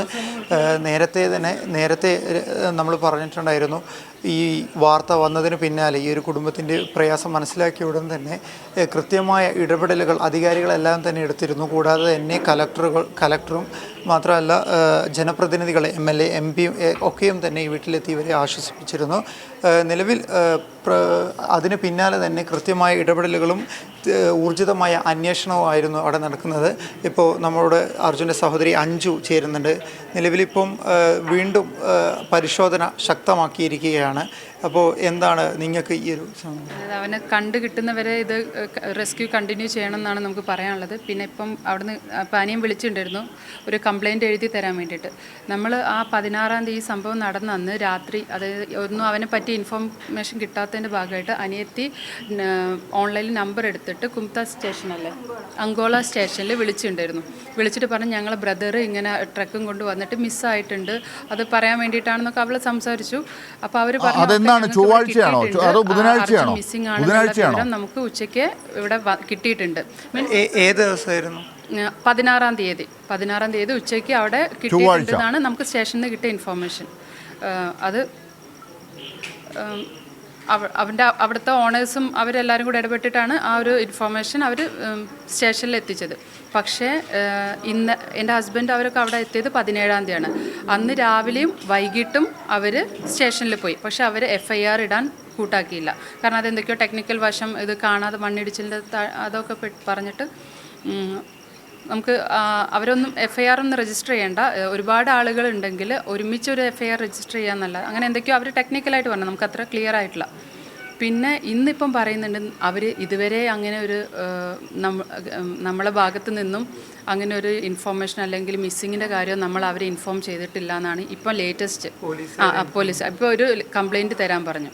4 ദിവസമായിട്ട് നമ്മൾ സ്റ്റേഷനായിട്ട് ഇപ്പോൾ അവരെ ഭാഗം ക്ലിയർ ചെയ്യണം. അവർക്ക് ഇങ്ങനെ ഒരു ഇൻഫോർമേഷൻ കിട്ടിയില്ല എന്നാണ് നമുക്ക് അവിടെ നിന്ന് കിട്ടിയത്. ഇനി ഇവിടെ നിന്ന് കംപ്ലയിന്റ് എഴുതി ഇവർ അയച്ചതിന് ശേഷമാണ് അവർ കാര്യം നടത്താൻ പോകുന്നത്. അതാണോ മനസ്സിലായത്? ബന്ധുക്കൾ എപ്പോഴും നമ്മളെ കോൺടാക്ട് ചെയ്യുന്നുണ്ട്. ഞാൻ സ്റ്റേഷനിലുള്ളപ്പോൾ ഒക്കെ ഞാൻ രാവിലെ വിളിക്കും. അപ്പോൾ ഞാൻ എൻ്റെ അടുത്ത് പറഞ്ഞു ഞങ്ങൾ സ്റ്റേഷനിലോട്ട് പോവുകയാണ്, നമ്മളൊന്ന് ഏതായാലും വന്നല്ലേ അവിടെ പറയട്ടെ. അപ്പോൾ അവരെ എടുത്തില്ല. വൈകിട്ട് വിളിച്ചപ്പോൾ എൻ്റെ അടുത്ത് പറഞ്ഞു ഓരോ സമയം വിളിക്കും. അപ്പോൾ വൈകുന്നേരം വിളിച്ചപ്പോൾ ഞാൻ ചോദിച്ചു വീണ്ടും സ്റ്റേഷനിലാണെന്ന് പറഞ്ഞു. സ്റ്റേഷനിൽ നിന്ന് ഫോട്ടോ ഒക്കെ എടുത്ത് അയച്ചു തന്നത് എൻ്റെ അടുത്തുണ്ട്, ഞങ്ങൾ സ്റ്റേഷനിലാണെന്ന് പറഞ്ഞിട്ട്. അപ്പോൾ അവരെങ്ങനെ പറയാം, അവരിപ്പോഴാണ് അറിയുന്നത്, അവർക്ക് ഇതുവരെ ഇൻഫോർമേഷൻ ഒന്നും കിട്ടിയിട്ടില്ല. ഇതുവരെ യാതൊരു അന്വേഷണമോ അല്ലെങ്കിൽ ഈ വാർത്തകൾ ഇത്രത്തോളം ഒരു പ്രസക്തി അല്ലെങ്കിൽ ഇത്തരത്തിൽ ഇടപെടലുകൾ നടക്കുന്നത് വരെ യാതൊരു ഇടപെടലും കർണാടക സർക്കാരിൻ്റെ കീഴിലോ സർക്കാരിൻ്റെ ഒന്നും കുറ്റം പറയുന്നില്ല. നമ്മൾ അവിടെ റെസ്ക്യൂ ഉണ്ടായിരുന്നു, നമ്മൾ അവരെ ഡിപ്പെൻഡ് ചെയ്തു, അതിൽ വിശ്വസിച്ചു. പക്ഷേ അതിൽ നിന്ന് ഒന്നും നമുക്ക് ഫേവറബിൾ ആയിട്ടുള്ള ഒന്നും വരാത്തതുകൊണ്ടാണ് ഇന്നലെ ഉച്ചയ്ക്ക് ശേഷം നമ്മൾ ഇങ്ങനൊരു തീരുമാനത്തിലേക്ക് മാറി. നിലവിൽ ഇപ്പോൾ 9 മണി വരെയാണ് പരിശോധന നടക്കുക എന്നാണ് പറഞ്ഞത്. അപ്പം നിങ്ങൾക്ക് എന്താണ് പറയാനുള്ളത്? ഈ 9 മണിയോടെ പരിശോധന 4 ദിവസമായിട്ട് ഞങ്ങൾ കാത്തിരിക്കുകയാണ്. അവിടെ 4 ദിവസമായിട്ട് റെസ്ക്യൂ നടക്കുന്നുണ്ടെന്നാണ് കേട്ടത്. പക്ഷേ ഇനിയും റെസ്ക്യൂ നിർത്തിവെച്ചാൽ ഞങ്ങൾ അർജുനെ കിട്ടുന്ന വരെ കിട്ടണം. അതിന് റെസ്ക്യൂ നിർത്തണം എന്നൊന്നും നിർത്തരുതെന്നാണ് ഞങ്ങൾക്ക് പറയാനുള്ളത്. സിജു, ഇത് തന്നെയാണ് കുടുംബക്കാർക്കും ഒക്കെയും തന്നെ പറയാനുള്ളത്. ഈ ഒരു പരിശോധന അതൊരു ഊർജിതമാക്കണം. നേരത്തെ കാണിച്ച ഒരു അലംഭാവം തുടരരുത്. ശരി റമീസ്, മനസ്സിലാകുന്നുണ്ട്. ഞാൻ വരാം തിരിച്ച്. ആ കുടുംബത്തിൻ്റെ ഈ വേദനാ സമയത്ത് നമുക്ക് അവരുടെ മനസ്സിൽ എന്താണുള്ളതെന്ന് അറിയുക മാത്രമായിരുന്നു ലക്ഷ്യം. അതിലേക്ക് പോയി. SK സജീഷ് ഇതൊക്കെ കേട്ടല്ലോ. 16-ാം തീയതി മുതൽ അതിൻ്റെ പുറകെ നടന്നു. ഇതാ ഇപ്പോൾ ഇന്ന് 19-ാം തീയതി രാത്രി നമ്മൾ ചർച്ച ചെയ്യുമ്പോൾ 9 മണിക്ക് ഈ ദൗത്യം അവസാനിപ്പിക്കാൻ പോകുന്നു എന്നാണ് കേൾക്കുന്നത്. ഒന്ന്. രണ്ടാമത്തെ കാര്യം, പരാതി കുടുംബത്തിൽ നിന്ന് എഴുതി അങ്ങോട്ട് അയച്ചു കൊടുക്കേണ്ട ഒരു സ്ഥിതിയിലേക്കാണ് കാര്യങ്ങൾ. ശരിയാണ് ഡോക്ടർ ലാൽ. നമ്മൾ ഈ കാര്യങ്ങൾ കേട്ടുകൊണ്ടിരിക്കുകയായിരുന്നു. അവരുടെ അഭിപ്രായങ്ങളുണ്ട്. ആ അഭിപ്രായങ്ങൾ മാനിക്കപ്പെടേണ്ടതാണ്.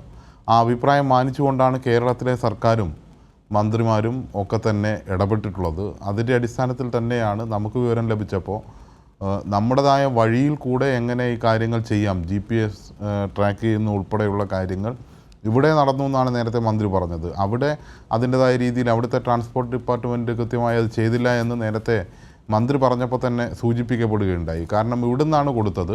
അത് തന്നെ ആ വാഹനത്തിൻ്റെ കമ്പനിയുമായി ബന്ധപ്പെട്ടാണ് കിട്ടിയതെന്ന് ഉൾപ്പെടെ പറഞ്ഞു. ആ രീതിക്കപ്പുറത്തേക്ക് 16-ാം തീയതി ഇവർ സ്റ്റേഷനിൽ നേരിട്ട് പരാതിയൊക്കെ നൽകുമ്പോൾ മണ്ണിനടിയിൽ ഇങ്ങനെ ഒരു വാഹനം പെട്ടിട്ടുണ്ട് എന്നുള്ള വിവരമൊക്കെ അന്വേഷിക്കാനും അതിനനുസരിച്ച് കാര്യങ്ങൾ നീക്കാനുമെല്ലാം അവിടെ കാര്യങ്ങൾ നടക്കേണ്ടതായിരുന്നു. ഇപ്പോൾ തന്നെ നമ്മൾ GPS സിഗ്നൽ കൊടുത്തതിൻ്റെ അടിസ്ഥാനത്തിലാണ് തെരച്ചിൽ ആ സ്ഥലത്തേക്ക് മാറ്റിയതെന്നുൾപ്പെടെ നേരത്തെ മന്ത്രി ഇവിടെ സംസാരിക്കുമ്പോൾ സൂചിപ്പിക്കുകയുണ്ടായി. അത്തരം പ്രശ്നങ്ങളെല്ലാം നിലനിൽക്കുന്നുണ്ട്. പക്ഷേ ഞാൻ കൂടുതൽ കാര്യങ്ങൾ ഇപ്പോൾ പറയാൻ തയ്യാറാകാത്തത്, ഞാൻ നേരത്തെ പറഞ്ഞ പോലെ തന്നെ കേരളത്തിലെ ചില മാധ്യമങ്ങളും ചില ആളുകളുമെല്ലാം ഇവിടുത്തെ ചില ആളുകളുമെല്ലാം സ്വീകരിക്കുന്നത് പോലെ എന്തുണ്ടായാലും അതിൻ്റെ ഇത്തരമൊരു ഘട്ടത്തിൽ കാണേണ്ട രീതിക്കപ്പുറത്തേക്ക് വിമർശനവും മറ്റുമായി വരുന്ന ഒരു രീതിയുണ്ട്. ആ രീതി നമുക്ക് സ്വീകരിക്കാൻ വേണ്ടി പറ്റില്ലല്ലോ. നമുക്ക് മര്യാദയുടെ രീതിയിൽ കൂടെ മാത്രമേ പോകാൻ വേണ്ടി കഴിയൂ എന്നുള്ളതുകൊണ്ട് അത്തരം കാര്യങ്ങളിലേക്കൊന്നും കടക്കുന്നില്ല. പക്ഷേ ആ കുടുംബം ഉന്നയിച്ച ആശങ്ക വളരെ വലുതാണ്. ആ ആശങ്കയ്ക്ക് പരിഹാരം ഉണ്ടാക്കി കൊടുക്കാനുള്ള ഉത്തരവാദിത്വം എല്ലാവർക്കുമുണ്ട്. ആ ഉത്തരവാദിത്വം നിർവഹിക്കണം. അവരുടെ പ്രതീക്ഷ ഈ നാടിൻ്റെ ആകെ നമ്മൾ ഓരോരുത്തരുടെയും പ്രതീക്ഷയാണ്. ആ പ്രതീക്ഷയ്ക്ക് ഒരു മങ്ങലുമേൽക്കാത്ത രീതിയിൽ പ്രവർത്തനങ്ങൾ അവിടെ ഏകോപിപ്പിക്കപ്പെടണം. അതിനേതെല്ലാം രീതിയിലാണോ ഇടപെടേണ്ടത് ആ ഇടപെടലെല്ലാം ഉണ്ടാകണം. ആ കാര്യങ്ങൾ മാത്രമാണ് ഞാനിപ്പോൾ സൂചിപ്പിക്കുന്നത്. ശരി ഡോക്ടർ ഹരി, അതൊരു വളരെ പ്രധാനപ്പെട്ട കാര്യമാണ്. അങ്ങേക്ക് കർണാടകത്തിലെ മുഖ്യമന്ത്രി സിദ്ധരാമയ്യയുമായിട്ട് പോലും ബന്ധപ്പെടാൻ സാധിക്കുന്ന സാഹചര്യങ്ങൾ ഇവിടെയുണ്ട്. DK ശിവകുമാറുണ്ട്.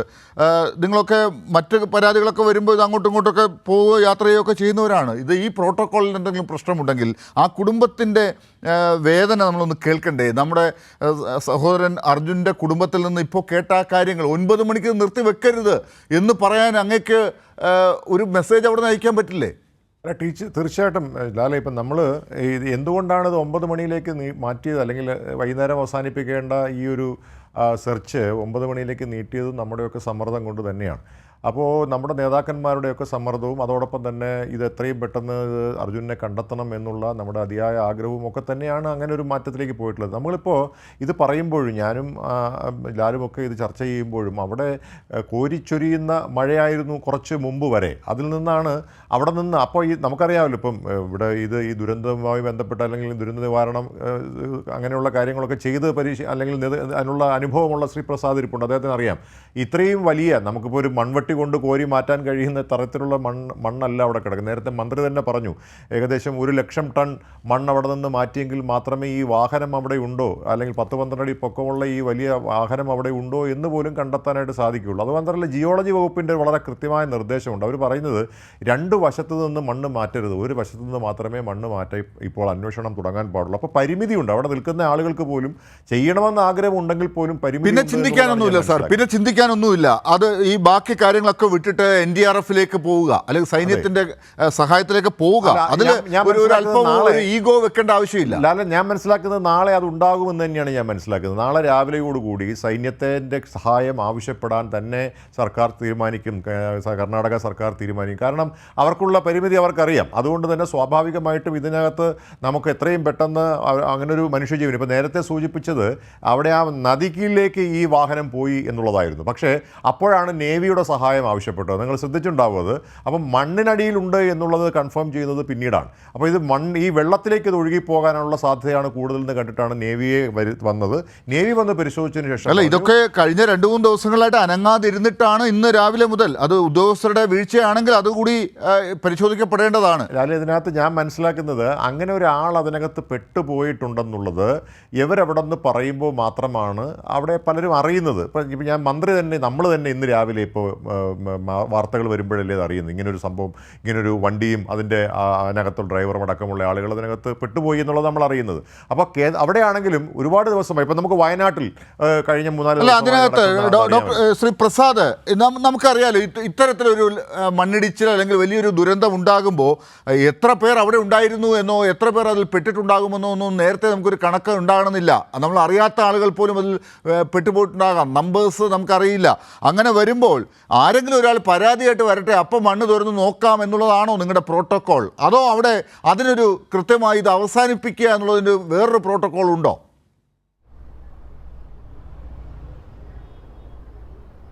ഇല്ല, അങ്ങനെ ഒരു പ്രോട്ടോക്കോൾ ഇല്ല. കാരണം 16-ാം തീയതി ഉച്ച കഴിഞ്ഞ് അയാളുടെ സഹോദരി കൺസേൺഡ് പോലീസ് സ്റ്റേഷനിൽ മെസ്സേജ് കൊടുത്തു എന്ന് പറയുന്നുണ്ടല്ലോ.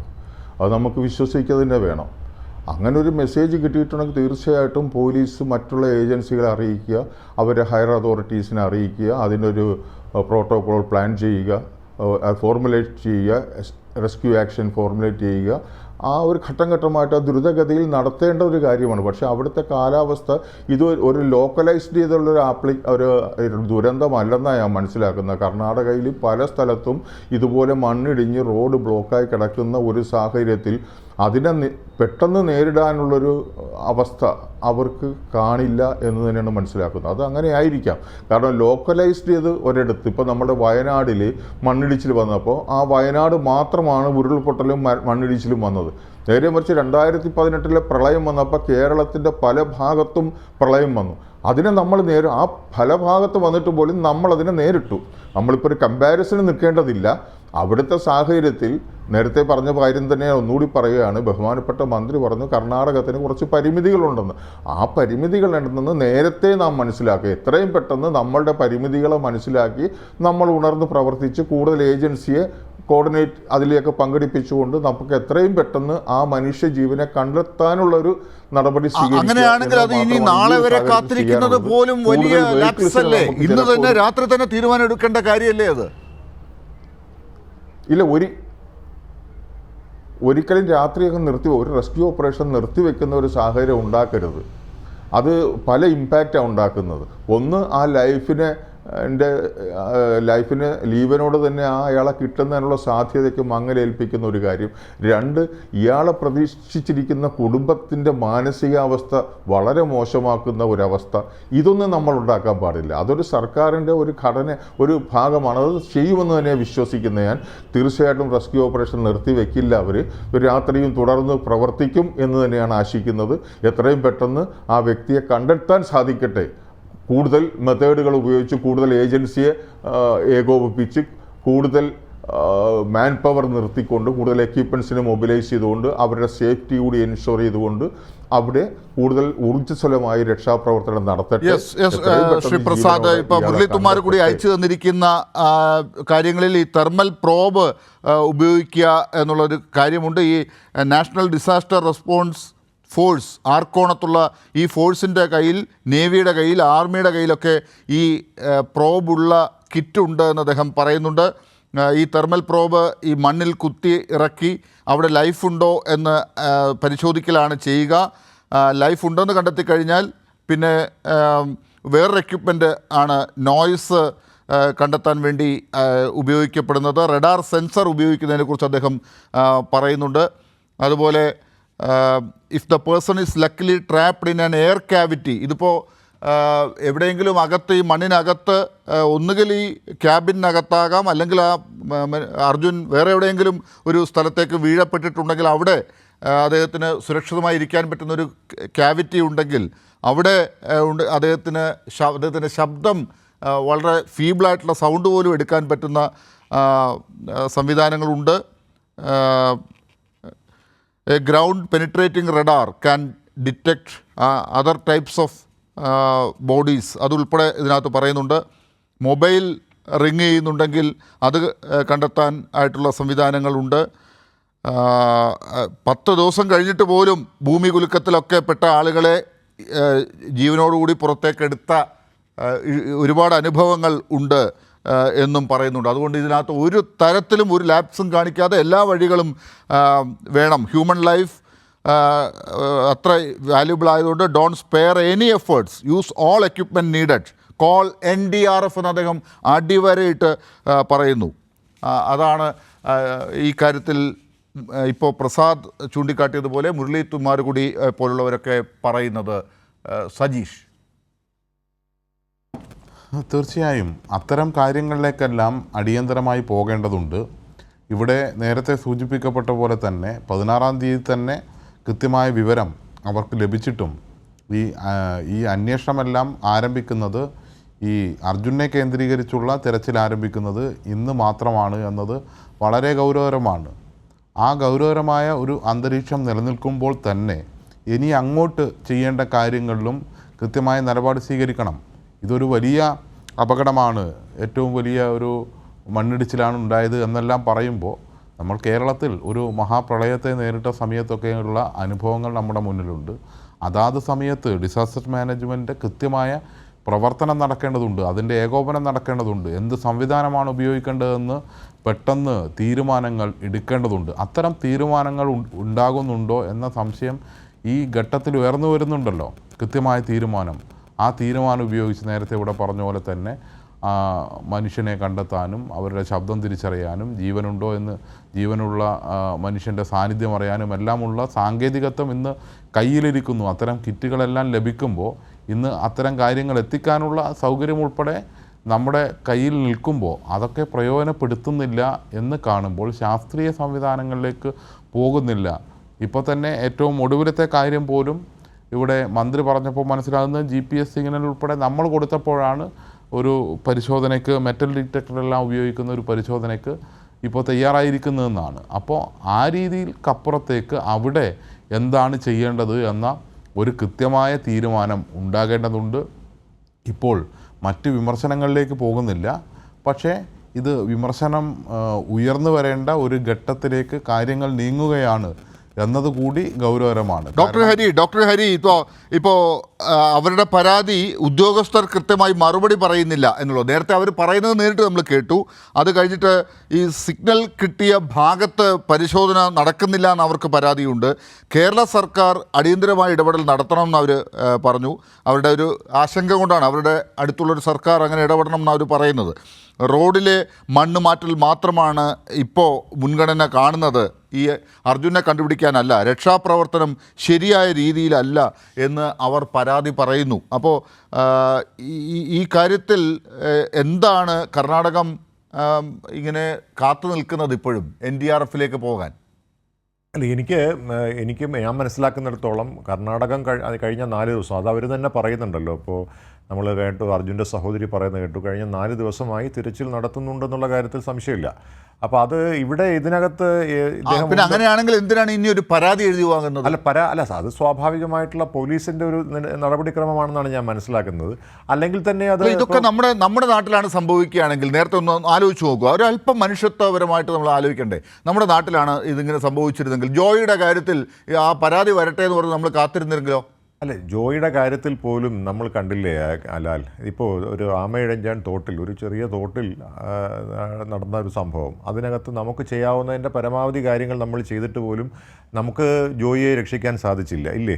നമ്മൾ കണ്ടില്ലേ? അപ്പം നമ്മൾ എന്തെങ്കിലും ചെയ്യാത്തതുകൊണ്ടാണോ? ഒരിക്കലുമല്ല. കേരളത്തിലെ നമുക്കറിയാം, നമുക്കതുകൊണ്ട് നമ്മൾ അവസാനിപ്പിച്ചോ കാര്യങ്ങൾ? അന്നത്തെ രാത്രി എന്തൊക്കെ നമ്മൾ ചെയ്തു? അല്ല, അതാണ് ഞാൻ പറഞ്ഞത്. അതിനകത്തുള്ള പരിമിതി എന്തായിരുന്നു? അവിടെയും നമ്മളെല്ലാവരും കണ്ടതല്ലേ, ഒരുപാട് മഴ പെയ്യുകയാണെങ്കിൽ നമുക്കത് തുടർന്ന് കൊണ്ടുപോകാൻ കഴിയില്ല എന്ന് പല ഘട്ടങ്ങളിലും നേവിയും അതുമായി ബന്ധപ്പെട്ടിട്ടുള്ള നമ്മുടെ ദുരന്ത നിവാരണ സേനകളും ഒക്കെ തന്നെ കൃത്യമായിട്ട് പറയുന്നതൊക്കെ നിങ്ങൾ തന്നെ റിപ്പോർട്ട് പക്ഷേ ഇവിടെ ഇപ്പോൾ കൃത്യമായ ഉത്തരങ്ങൾ കിട്ടുന്നില്ല എന്നാണ് കുടുംബത്തിന്റെ പരാതി. അല്ല, അത് കിട്ടണമല്ലോ, തീർച്ചയായിട്ടും അത് കിട്ടേണ്ട കാര്യത്തിനകത്തൊരു സംശയമില്ല. അർജുൻ എന്ന് പറയുന്ന ആ ചെറുപ്പക്കാരനെ തിരിച്ചു കൊണ്ടുവരാൻ കഴിയുന്നുള്ള എല്ലാ പ്രവർത്തനങ്ങളും അവിടുത്തെ സർക്കാർ ചെയ്യും. പ്രത്യേകിച്ച് നമ്മുടെ ഒരു വലിയ സമ്മർദ്ദം അവർക്ക് മേലിലുണ്ടെന്നുള്ള കാര്യം സംശയമില്ല. നേരത്തെ ഇവിടെ ശ്രീ പ്രസാദ് സൂചിപ്പിച്ചതുപോലെ ഒരു സ്ഥലത്തല്ല ഇതുണ്ടായിരിക്കുന്നത് കർണാടകത്തിൻ്റെ പല സ്ഥലങ്ങളിലാണ് ഇതുണ്ടായിരിക്കുന്നത്. അപ്പോൾ അവിടെ എല്ലാം ഈ പ്രവർത്തനങ്ങൾ നടന്നില്ല. പക്ഷേ ഒരു സ്ഥലത്താണ്, ഒരാളെയാണ് ഇപ്പോൾ അന്വേഷിക്കുന്നത്. ആ ആളെ കണ്ടുപിടിക്കാനുള്ള സ്ഥലം നമ്മൾ സ്പോട്ട് ചെയ്തിട്ടുണ്ട്. അവിടെ നിന്ന് അയാളെ കണ്ടെത്താനുള്ള സംവിധാനങ്ങൾക്ക് വളരെ അമച്വർ സ്റ്റൈലിലുള്ള പരിപാടികളാണ് ഇവിടെ നടക്കുന്നത്. ഒരിക്കലുമില്ല. ഞാൻ മനസ്സിലാക്കുന്നത് അങ്ങനെയല്ല. ലാലിന് കിട്ടുന്ന ഇൻഫർമേഷൻ എന്താണെന്ന് എനിക്കറിയില്ല. പക്ഷേ എനിക്ക് കിട്ടുന്ന ഇൻഫർമേഷൻ വെച്ചിട്ട് നമ്മൾ പറഞ്ഞല്ലോ, ഇപ്പോൾ നമുക്ക് ചെയ്യാവുന്ന, ഒരു സർക്കാരിന് ചെയ്യാവുന്ന തരത്തിലുള്ള എല്ലാ കാര്യങ്ങളും ആ സർക്കാർ ചെയ്യുന്നുണ്ട്. അവരെ അതുകൊണ്ട് കഴിയുന്നില്ലെങ്കിൽ നമ്മൾ ഇതിന് മുമ്പ് പലപ്പോഴും സർക്കാരുകൾ ചെയ്യുന്നത് കണ്ടിട്ടുണ്ട് ഡോക്ടർ ഹരി, അങ്ങ് ഉൾപ്പെടെ കണ്ടിട്ടുണ്ട്. ഇത്തരം സന്ദർഭങ്ങളിൽ എന്താണ് ഒരു സർക്കാർ, എങ്ങനെയാണ് അതിന്റെ നേതൃത്വം ലീഡ് ചെയ്യുന്നതൊക്കെ നമ്മൾ കണ്ടിട്ടുണ്ട്. രാഷ്ട്രീയം പറയുകയല്ല, അത് ഒരു സർക്കാർ മാത്രമല്ല, കേരളത്തിൽ മാത്രമല്ല, ചിലയിടത്തൊക്കെ നമ്മൾ കണ്ടിട്ടുണ്ട്. അവിടെയും നമ്മൾ കണ്ടതാണ്. ഞാനതുകൊണ്ടാണ് കൃത്യമായിട്ട് പറയുന്നത്. കേരളത്തിൽ ഉണ്ടായിട്ടുള്ള വലിയ പ്രളയത്തിലാണെങ്കിലും, അല്ലെങ്കിൽ നമുക്കറിയാവുന്നതുപോലെ പെട്ടിമുടിയിലെ ദുരന്തമാണെങ്കിലും ഒക്കെ തന്നെ നമുക്ക് അവിടേക്ക് റീച്ച് ചെയ്യാൻ പറ്റിയെങ്കിൽ മാത്രമല്ല ഇത് ചെയ്യാൻ സാധിക്കുകയുള്ളൂ. അതിന് പരിമിതി, അല്ലെങ്കിൽ ആ ഒരു പരിമിതി നമ്മൾ ബോധ്യപ്പെടുമ്പോൾ തീർച്ചയായിട്ടും നമ്മൾ അതിന് അടുത്ത സ്റ്റെപ്പിലേക്ക് നമ്മൾ പോകും. അങ്ങനെ മാത്രമേ ഇത് ചെയ്യാൻ കഴിയുള്ളൂ, ആരാണെങ്കിലും. അതിപ്പോൾ ഏത് സർക്കാരാണെങ്കിലും ആ സർക്കാർ എന്ന് പറയുന്നത് അല്ല, അത് ഓരോ സ്ഥലത്തും ഉണ്ടാകുമ്പോൾ നമുക്ക് അവിടെ ഒരു അനുഭവം ഉണ്ടാകുന്നവരെ നമ്മൾ കാത്തിരിക്കുക എന്നാണോ, അതോ മനുഷ്യന്റെ മുഴുവൻ അനുഭവങ്ങളെയും വിലയിരുത്തിക്കൊണ്ടുള്ള പുതിയ ഘട്ടത്തിലേക്ക് നമ്മൾ കടക്കുകയാണോ ചെയ്യുക? കാർവാർ SP നാരായണൻ സാറിനെ ഞങ്ങൾ അങ്ങോട്ട് വിളിച്ചുകൊണ്ടിരിക്കുകയാണ്. അദ്ദേഹം ഇതുവരെ എടുത്തിരുന്നില്ല. ഇപ്പം ഞാൻ എൻ്റെ മൊബൈലിൽ നിന്ന് വിളിച്ചു. അദ്ദേഹം ഇപ്പോൾ കണക്ട് ചെയ്യാൻ പറഞ്ഞിട്ടുണ്ട്. അദ്ദേഹത്തെ കിട്ടും എന്നാണ് നമ്മൾ പ്രതീക്ഷിക്കുന്നത്. അദ്ദേഹത്തോട് ചോദിക്കേണ്ട ചില ചോദ്യങ്ങൾ നമ്മുടെ മുമ്പിൽ ഉണ്ടല്ലോ. അതുകൊണ്ട് അദ്ദേഹത്തെ കാത്തിരിക്കുക തന്നെയാണ്. നമുക്ക് 1-2 മിനിറ്റ് അങ്ങോട്ടേക്ക് കടന്നു പോയപ്പോഴും ശ്രീ SK സജീഷ്, ഇപ്പോൾ പോലീസിൽ നിന്ന് മാധ്യമപ്രവർത്തകർക്ക് ഇതാണ് ഇപ്പോൾ കിട്ടുന്നതെങ്കിൽ, ഉത്തരം കഴിഞ്ഞ് 1 മണിക്കൂറായിട്ട് അദ്ദേഹത്തെ വിളിച്ചിട്ട് കിട്ടുന്ന ഉത്തരം ഇതാണെങ്കിൽ, ഇത് ആ കുടുംബം പറയുന്നതിൽ അർത്ഥമുണ്ടെന്നാണല്ലോ അതിൻ്റെ അർത്ഥം? അല്ല, കുറേ കാര്യങ്ങൾ ഇത്തരത്തിൽ വിമർശന വിധേയമായി പരിശോധിക്കേണ്ടതുണ്ട് എന്ന കാര്യത്തിൽ തർക്കമില്ല.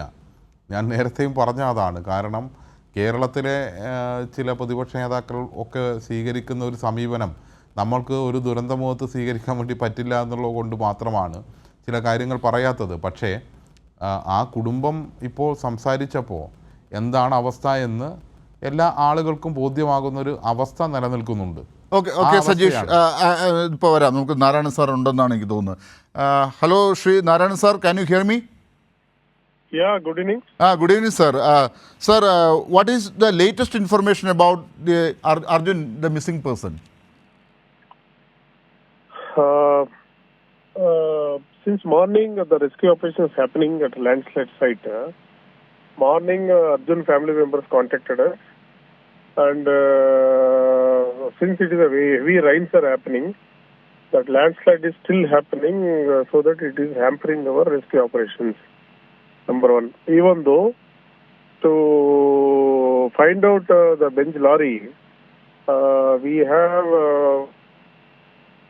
metal search vehicles from Navy and our Kadamba Naval Base and our bomb disposal spots equipment from Hubli, Dharwad, they have reached, so that we are searching for the lorry inside the mud at the landslide site. Sir, is there any plan to hand over the things to NDRF? One minute. Yeah. And the NDRF people are since 4 days, 5 days since the incident happened on 16th. Everybody is here only, and we are already able to recover 7 bodies and some LPG tankers and all. Unfortunately, it is came to our notice very lately. But even though if we have received the message also, because of the 500-600 meters of mud, the location where exactly this range thing is coming, which our family members telling, it also very difficult to reach there. Fortunately, we have reached that point today. Now, day and night work is happening. Now, people are... Now there is a news now going on that you are going to stop today's mission by 9 p.m. No, thing is, you should understand that what the landslides is happening continuously, it is a night time. Even though with the lights we are just work with the mud, the landslide we cannot see. So that this is dangerous, but the metal search operation is continue till the lorry is found. The family is now complaining that you want a fresh application about this missing from the... No, yaar, see, thing is, you people told that we came to Ankola police station. We as a senior officer, we doesn't know anything. Such operation will continue for the formalities. If they want any file the missing complaint, I ask them to file. If it's not filed also, no problem. Everything will be done as per the formalities. Their families member told they want to visit, I ask them to go. No, their members are there, but now here in Kerala, his wife is here. Some fresh application from wife, if it is necessary. Is this the right time to ask that? No. Thing is, sir. Thing is, since landslide happening, irrespective of everything, we are searching for everybody. Nothing is required. They told that yesterday we came that police station to complain there, sir, but we are very busy. Nobody is complained us. Today, since they are in the Ankola, I met everybody. Nitin, Jatin is Arjun's brother also. I spoken to a lady. Since there, if have any grievance, I ask them to go to the police station, stay there. I arrange their accommodation and things.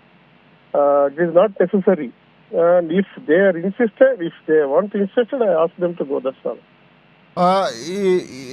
Will there be any press conference or any information, official information release tomorrow? I already released twice. Your Kerala people, media people, friends also came. I have spoken to them, and this vaccination will continually. And we summoned Navy in the morning to see any lorry inside the river also. Tomorrow also the NDRF teams are going to search thoroughly this inside the river, and our JCBs 5 to 10 are working. You have all seen the visuals. DC, myself and my IG, everybody in the spot only. But rains are hampering. Sir, But, why you are searching again in river? Because there is no evidence there. No. Thing is, see, the river is very, very sluggish and red water is coming. So that we tried once. Tomorrow also we want to try. Not only the Arjun's vehicle, if any vehicles also cut out there, but the chain link method, we want to touch everything. So that's why here the family is complaining that you are not concentrating on Arjun. It's their complaint. I am not saying you. Sir, we are concentrating. They must understand the operational level, what is happening. Since morning, we have reached for 4 days to that spot by taking tons of the mud. We are there. Our missionary is there already. Night and day, they are working together. And we are for the Arjun's family, we are doing. So you are promising that today the mission is not going to end? No, yaar, why you are again asking me that? No, I want to clarify that. That's only. No, my clarification is that deep search metal machinery is going on. They are searched to night. But taking the mud now, it will affect the landslides. People will be at the risk. So we will slowly, we are concentrated, we'll continue the operation. So we are going to give that news. You are going to continue, not going to stop today 9 p.m. No. Yes. That deep metal search will continue. Sir, this metal search is some other disaster experts are here in Kerala. They are saying that metal detectors are not necessary right now. Other machines are there. thermal probe machines are there. So that only help you to So find that out. tomorrow the National Institute of Rock Mechanics, their experts are on the way. They're also joining us tomorrow. So you are now expecting We that. are exploring all possible ways to search Arjun. We are with the Arjun family. We will continue the search operations till he was found to us. He is very, very important. Sir, what is the one last question? One thing is that the informations are not coming out properly. That is the thing. Sir, your entire people are there. I came on media. I came on X channels. Yes. I have spoken lot of your Kerala channels. You are the late person to call me. Okay, sir. Anyway, we are behind there you. for you, boss. We want to. We are should there get- for you. We are with the Karnataka State Police, with the Arjun's family, day and night, SP to IG, all ranks of people, 100 people are searching. The operation will continue. Sir, you first search in river. You concentrate on river only. Boss, you don't understand. You please understand this. There is not only Arjun. So many people are died in the landslide. Is very, very unfortunate. We are exploring all the possibility to find everybody, and Arjun is a priority, and we are doing it. Yes, that's right, sir. That's right. But one thing you know, sir, Mr. Arjun has one vehicle and he was driving the vehicle and it does not go to river.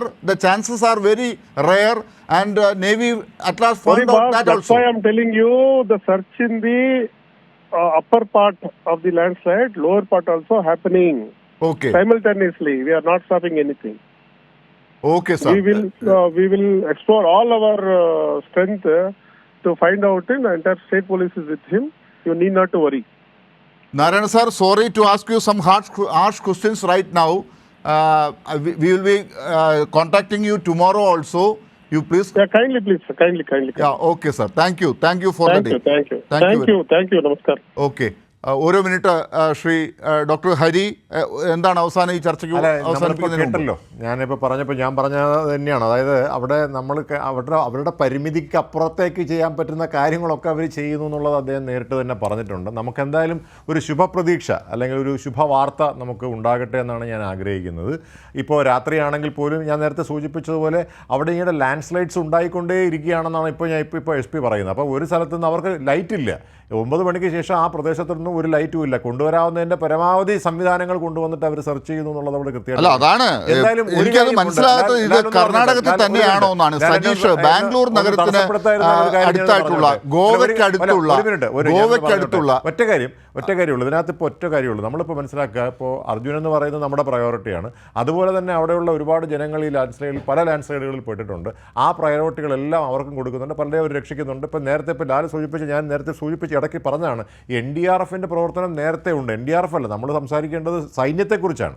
NDRF already വന്നിട്ടുണ്ട്. അവർ കഴിഞ്ഞ 4 ദിവസമായ പ്രവർത്തനങ്ങൾ അല്ല, അവർക്കും നമ്മുടെ ആളുകളൊക്കെ അവിടെ പോയിട്ടുണ്ടല്ലോ. അവർക്കൊക്കെ നോക്കി നിൽക്കാനേ പറ്റുന്നുള്ളൂ. അവിടെ കർണാടകം ചെയ്യുമ്പോൾ അതിനകത്ത് അവിടെ ഒന്നും ഇല്ല.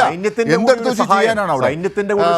സജീഷ്, നമുക്ക് ഈ ചർച്ച അവസാനിപ്പിക്കുന്നതിന് മുമ്പ് 1 മിനിറ്റ് താങ്കൾക്ക് ഈ ചർച്ചയുടെ അവസാനം പറയാനുള്ളത്? അല്ല, ചില കാര്യങ്ങളിൽ പോരായ്മയുണ്ടായിട്ടുണ്ട് എന്നുള്ളത് വ്യക്തമാണ്. ആ പോരായ്മകൾ പരിഹരിച്ച് മുന്നോട്ട് പോകേണ്ടതുണ്ട്. നേരത്തെ തന്നെ 16-ാം തീയതി പോലീസ് സ്റ്റേഷനിൽ പോയി ശ്രദ്ധയിൽപ്പെടുത്തിയ സമയത്ത് തന്നെ ആ വാഹനത്തെ ട്രേസ് ചെയ്യാനും ആ GPS സംവിധാനം ഉൾപ്പെടെ അന്ന് ട്രേസ് ചെയ്യാനും ശ്രമിച്ചിട്ടുണ്ടെങ്കിൽ ഒരുപക്ഷെ ഇപ്പോൾ അതിൽ കേന്ദ്രീകരിച്ച് കൃത്യമായി അദ്ദേഹത്തെ നമുക്ക് പുറത്തെത്തിക്കാൻ വേണ്ടി കഴിയുമായിരുന്നു എന്നൊരു യാഥാർത്ഥ്യം നിലനിൽക്കുന്നുണ്ട്.